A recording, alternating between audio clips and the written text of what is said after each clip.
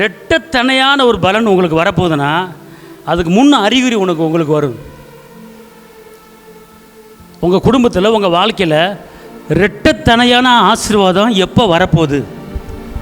இப்போ மழை வரணும்னா சூழ்நிலை எப்படி இருக்கும்? கிளைமேட்டு வெயில் அடிக்குமா? மழை வரும்போது கிளைமேட் எப்படி இருக்கும்? மேகமூட்டமாக இருக்கும், மேகம் கருமூட்டமாக இருக்கும். மேகம் மழை வரப்போகுது அப்படிங்கிற மாதிரி ஃபீல் பண்ணுவீங்க. ஓகேங்களா? அதே போல் உங்களுக்கு ரெட்டத்தனையான ஆசீர்வாதம் எப்போ வரப்போகுது, அதுக்குண்டான அறிகுறி, அதுக்குண்டான சிம்டம் எப்போ வரும் அப்படின்னு கேட்டிங்கன்னா நல்லா தெரிஞ்சு கொள்ளுங்க. அப்படிப்பட்ட ஒரு சூழ்நிலை உங்கள் குடும்பத்தில் உங்கள் வாழ்க்கையில் வந்துருச்சுன்னு வச்சுக்கொள்ளுங்க, முடிவு கட்டிக்கொள்ளுங்க. ரெட்டத்தனையான கிருபை, ரெட்டத்தனையான ஆசீர்வாதம், ரெட்டத்தனை பலன் வரப்போகுது. ஒரு இடத்துல ஒரு காரியத்தில் இறங்குறீங்க, தோல்வி கிடச்சி வெக்கப்பட்டுட்டீங்க.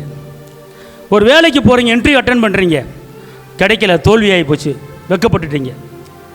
4 பேர் முன்னால் உங்களுக்கு இன்டர்வியூ நடக்குது, 4 பேருக்கு முன்னால் தோல்வி அடைஞ்சிட்டீங்க, வெக்கப்பட்டுட்டீங்க. இப்படி வேலையில் வெக்கம், தொழிலில் வெக்கம், வியாபாரத்தில் வெக்கம், படிப்பில் வெக்கம், இந்த காலத்தில் கிடைக்கல, எல்லாத்துலேயும் வெக்கம். ஆனால் வெக்கப்பட்டுட்டுனே தலை குனிஞ்சு உட்காந்து ஒப்பாரி வைக்காத. அந்த நேரத்தில் நீ முடிவு கட்டிக்க, உனக்கு ரெட்டத்தனையான ஆசீர்வாதம் உன்னை தேடி வரப்போகுது என்று உன் மண்டையில் முடிவு கட்டிக்க.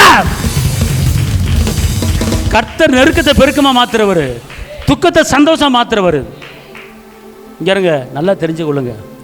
உங்கள் குடும்பத்தில் உங்கள் பிள்ளைய ஒருவித பலவீனத்தில் ஒருவேளை போராட்டத்தில் மாட்டி தவிச்சுக்கிட்டு இருந்தா, கர்த்தர் அந்த பிள்ளைய ராஜாக்களோடும் பிரபுக்களோடும் அமர பண்ண வைக்க போகிறாரு. அந்த பிள்ளைக்கு ஒரு மேன்மை வச்சிருக்கிறாரு, அந்த பிள்ளைக்கு ஒரு அற்புதம் வச்சிருக்காரு, அந்த பிள்ளைக்கு ஒரு அதிசயம் வச்சிருக்கிறாரு. அதுதான் உன் பிள்ளைய புடமிடப்படுகிறது. உன் பிள்ளை புடமிடப்படுதா? உன் பிள்ளை நிந்திக்கப்படுதா? உன் பிள்ளை அவமானப்படுதா? ஏதோ ஒரு ரகசியம் இருக்குன்னு புரிஞ்சுக்கோ. உன் பிள்ளைய தலைநிமிர பண்ண வைக்க போறாரு. உன் பிள்ளைக்கு ஒரு பெரிய ஆசீர்வாதத்தை ஆயத்தம் பண்ணி வச்சிருக்காரு, மறந்துடாத.